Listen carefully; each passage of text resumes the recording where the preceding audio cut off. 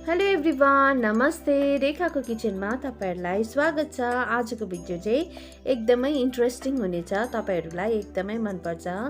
मैले चाहिँ बनाएको छु डोसा, तर डोसा चाहिँ मैले के बनाएको छु, मुङ दाल र ओट्सको बनाएको छु। अब चाहिँ हामी रेसिपी सुरु गर्नुपर्छ। ओट्स र मुङ दालको डोसा बनाउनुको लागि चाहिँ मैले चाहिँ यहाँ पहिला ओट्स 1 कप लिएको छु। यसको अब हामी फाइन पाउडर बनाउनु पर्छ। ओट्सको चाहिँ फाइन पाउडर बनिसकेको छ। अब चाहिँ म हाल्दैछु यसमा मुङ दाल, 2टा हरियो खोर्सानी, अदुवा। यो सबै हालिसकेपछि कम्ती पानी हालेर यसको फाइन पेस्ट बनाउनु पर्छ। हाम्रो मुङ दालको पनि पेस्ट बनिएर रेडी भइसकेको छ। अब म हाल्दैछु नुन चाहिँ आफ्नो टेस्ट अनुसार कम्ती बेसी गर्न सक्नुहुन्छ। यो ओट्स र मुङ दालको डोसा बनाउनु चाहिँ एकदमै सजिलो छ, केही गर्नु पनि पर्दैन। अब कम्ती गर्दै पानी हालेर ब्याटर रेडी बनाउनु पर्छ। ब्याटर चाहिँ यतिको बनाउनु भए पनि हुन्छ। अब चाहिँ हामी यसलाई 10 मिनेटको लागि छोपेर रेस्ट गर्नु छोडिदिनु पर्छ।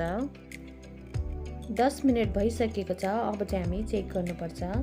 हेर्नुस् त, ओट्सले चाहिँ कति पानी सोक गरिसकेको छ। अब चाहिँ हामी कम्ती पानी हालेर एडजस्ट गर्नुपर्छ।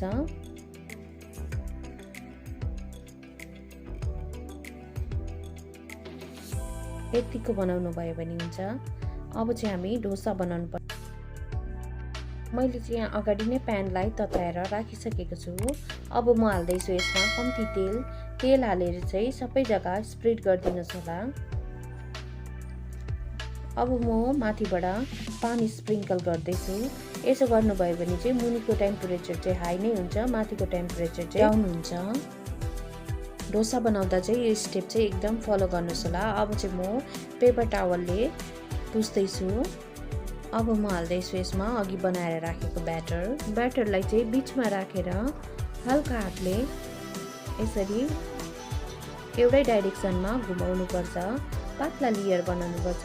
यतिखेर घुमाउँदाखेरि चाहिँ ग्यासको फ्लेम चाहिँ स्लो राख्नुहोस् होला। घुमाइसकेपछि मात्रै ग्यासको फ्लेम हाई राख्नुहोस् होला। मैले चाहिँ डोसाको यतिको साइज बनाएको छु। तपाईहरु आफ्नो इच्छा अनुसार सानो ठुलो बनाउन सक्नुहुन्छ। अब चाहिँ म साइडबाट अनि माथिबाट कम्ती तेल हाल्दैछु।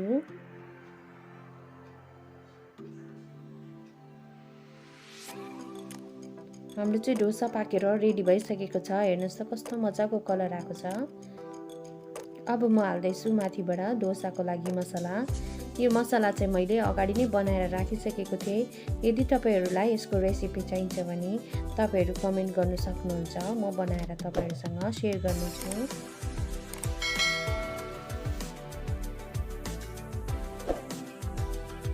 मैले चाहिँ डोसाको मसला सबै हालिसकेको छु। अब म चाहिँ दुईपट्टिबाट फोल्ड गर्दैछु। हाम्रो चाहिँ डोसा बनिएर रेडी भइसकेको छ। हेर्नुहोस् त कस्तो मजाको कलर आएको छ। यो डोसा चाहिँ एकदमै मिठो अनि हेल्दी बनिन्छ। तपाईहरु पनि यो रेसिपी एकपल्ट ट्राई गर्नुहोस् होला। नानीहरूलाई पनि मनपर्छ, ठुलोहरूलाई पनि मनपर्छ। यो रेसिपी एकपल्ट ट्राई गर्नुहोस् होला। तपाईहरुलाई यो ओट्स अनि मुङ दालको डोसाको रेसिपी कस्तो लाग्यो प्लिज कमेन्ट गर्नुहोस् होला। यदि राम्रो लाग्यो भने फ्रेन्ड्स अनि फ्यामिलीहरुसँग पनि शेयर गरिदिनुहोस् होला। मैले चाहिँ यहाँ कोकोनटको चटनी अनि दहीसँग सर्भ गरेको छु। यदि तपाईहरुलाई यो कोकोनटको चटनीको रेसिपी पनि चाहियो भने तपाईहरु मलाई कमेन्ट गर्न सक्नुहुन्छ। म तपाईहरुसँग शेयर गर्नेछु। यो भिडियो फर्स्ट टाइम हेर्नु हुँदैछ भने मेरो च्यानलमा नयाँ हुनुहुन्छ, मेरो च्यानललाई सब्स्क्राइब गर्नु भएको छैन भने प्लिज मेरो च्यानललाई सब्स्क्राइब गर्नुहोस् होला। किनकि म यस्तै लन्च, डिनर, पार्टी आइटमहरु यस्तो डेली बनाएर अपलोड गर्छु। तपाईहरुलाई नयाँ रेसिपीहरु हेर्नु सिक्नु पाउनुहुन्छ। प्लिज मेरो च्यानललाई सब्स्क्राइब गरिदिनुहोस् होला। यस्तो मिठो रेसिपी तपाईहरुसँग लिएर आउने नै छु। तबसम्मको लागि बाइ बाइ।